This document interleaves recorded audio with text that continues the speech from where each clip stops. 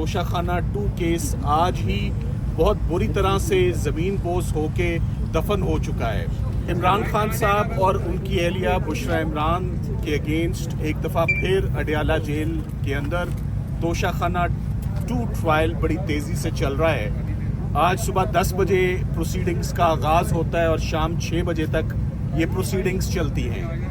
ان proceedings میں سب سے important بات آج کہ آنے والے 2 گواہ تھے جن کے اوپر سرکار کے پورے کیس کا انحصار تھا۔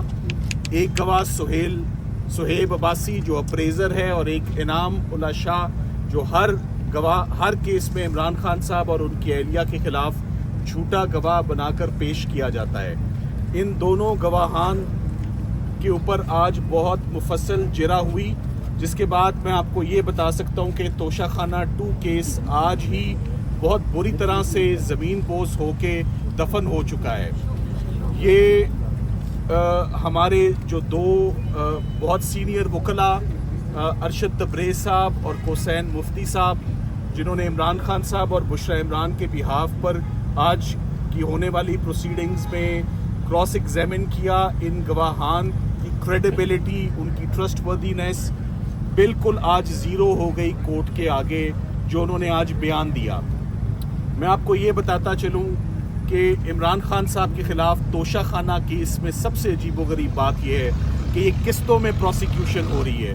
کبھی ECP پروسیکیوٹ کرتی ہے، کبھی ایک چیز کے اوپر، ایک تحفے کے اوپر پروسیکیوشن ہوتی ہے، کبھی ایک تحفے کے اوپر پروسیکیوشن ہوتی ہے۔ کرمنل لا ایسے نہیں چلتا، تمام پروسیکیوشن یکجا کر کے ایک ہی ٹرائل ہوتا ہے اس کا۔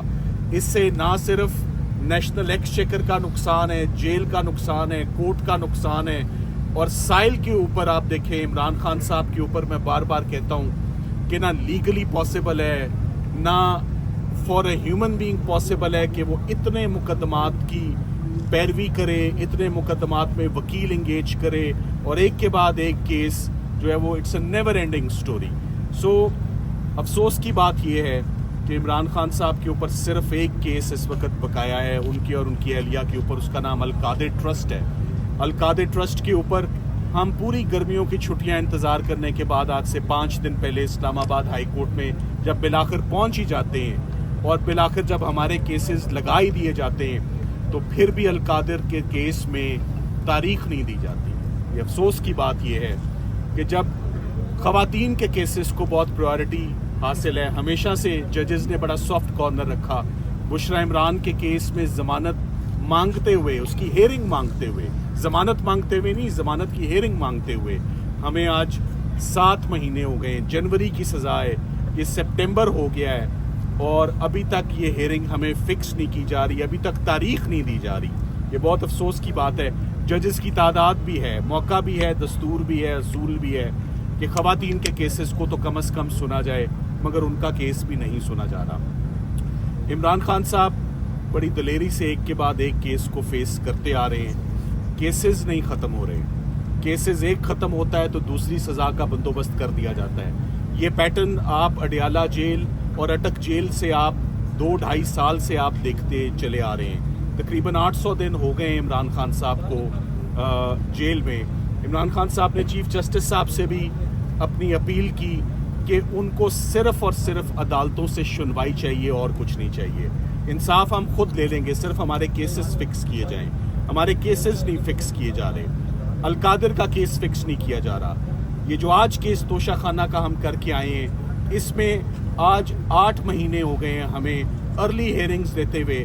اسلام آباد ہائی کورٹ کے چیف جسٹس صاحب جب سے انہوں نے عہدہ سنبھالا ہے، تب سے عمران خان صاحب اور ان کی اہلیہ کا کوئی کیس فکس نہیں ہو رہا، کسی کیس میں ہمیں ہیئرنگ نہیں مل رہی، and this is very very unfortunate. So all we are hoping for and all we expect and all we ask for is a hearing from the Islamabad high court. وہ hearing نہیں دی جا رہی۔ تو آج عمران خان صاحب اسی بات پر بہت زیادہ وہ ان کو تشویش تھی کہ جب کیسز لگا بھی دیے گئے فائنلی، تو پھر بالآخر تاریخ کیوں نہیں دی گئی؟ تاریخ اسی لیے نہیں دی گئی کہ اگر تاریخ دی جائے گی اور اگر کیس فکس ہوگا تو جیسے پچھلے کیسز کا حال ہوا ہے ویسے ہی اس کیس کا ہوگا۔ میں چاہوں گا علی صاحب آپ کو اور بریف کریں۔ بسم اللہ الرحمن الرحیم۔ ابھی جو سلمان صفدر نے آپ کو بتایا کیس کا، اس کا میں عمران خان کا پیغام جو ہے جو میں دینے آتی ہوں اور پہلے بھی ہم دیتے آئے ہیں پچھلے 2 سال سے، وہ صرف عمران خان کا پیغام ہے. انہوں نے ہمیں ہدایت کی ہوئی ہے کہ اپنا میرا پیغام آپ تک میڈیا تک پہنچا دیں.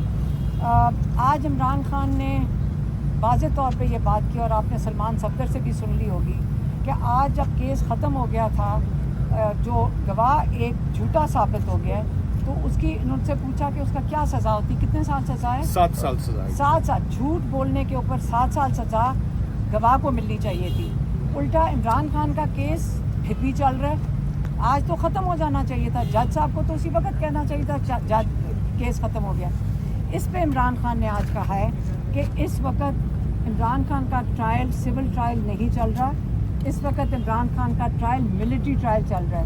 وہاں پہ 2-3 میڈیا کے لوگ آتے ہیں جن کو بیچارے اس وقت تو ان کو اجازت ہی نہیں کوئی سوال کریں یا بات کریں، تو عمران خان کی بات کوئی باہر میڈیا کے تھرو اگر انہوں نے بات بھی آج کل کرتے ہیں تو نہیں آتی ہے. اس سے وہ ہمیں کہہ کر بھیجتے ہیں. انہوں نے کہا اس وقت میرا ملٹری ٹرائل چل رہا ہے، یہ بالکل سول ٹرائل نہیں ہے. کہتے ہیں کہ جو کچھ ان کے حقوق ہیں، جو جیل کے قوانین کے مطابق، جو پاکستان کے قوانین کے مطابق، وہ بھی سہولیات بشریٰ بی بی اور عمران خان کو جیل میں نہیں مل رہی ہیں. ایک وہ آئسولیشن میں، ان کی ساری ملاقاتیں بند کر دی گئی ہیں، کسی کو ان سے ملاقات کرنے کی اجازت نہیں ہے اور یہ جیل کے قوانین کے خلاف ہے. ان کو اپنے بچوں سے بات کرنے کی 8 مہینے میں 1 دفعہ کروائی گئی ہے. وہ کتابیں مانگتے ہیں جب تک جج نہ بیٹھا ہو. اور بیچارے جج صاحب، اس لیے عمران خان کہہ رہے ہیں ملٹری ٹرائل چل رہا ہے کیونکہ جج حکم دیتا ہے سامنے ہمارے، پولیس کو کہتا ہے کہ جا کے ان کی کتابیں لے آؤ، جا کے ان کو سہولیات دے دو، ان کا ٹی وی چلا دو، ان کے جو آئسولیشن ہے وہ ختم کرو، لوگوں کی ملاقات کرا دو. جج عمران خان کہتے ہیں جج فیصلہ نہیں کر سکتا، اس کے ہاتھ میں کچھ بھی نہیں ہے. یہ جو ٹرائل چل رہا ہے، یہ آرڈر آتے ہیں کرنل صاحب سے اور کرنل صاحب ڈائریکٹ عاصم منیر سے آرڈر لے کر یہ کیس بھی چلا رہے ہیں. اگر جج کے ہاتھ میں ہوتا اور اس نے قانون کے مطابق کرنا ہوتا، اس وقت اب تک وہ کیس ختم کر کے عمران خان اور بشریٰ بی بی رہا ہو چکے تھے. اس کیس میں بھی یہ تو پہلا ان کا پوائنٹ تھا کہ اس وقت سارا قانون عاصم لا کے نیچے ہے. دوسری بات انہوں نے کی افغانستان کے اوپر. انہوں نے کہا جو آپریشن چل رہا ہے، جو ہمارے علاقوں میں آپریشن چل رہا ہے، انہوں نے 3 پوائنٹس بتائے. انہوں نے کہا دیکھیں، اگر آپ نے امن لانا ہے، اس میں 3 لوگوں کا شریک ہونا بہت ضروری ہے. ایک افغانستان کی حکومت، دوسرا افغانستان کے لوگ، اور تیسرا ہمارے ان علاقوں کے لوگ جہاں پہ آپریشن کنڈکٹ کیا جا رہا ہے. ان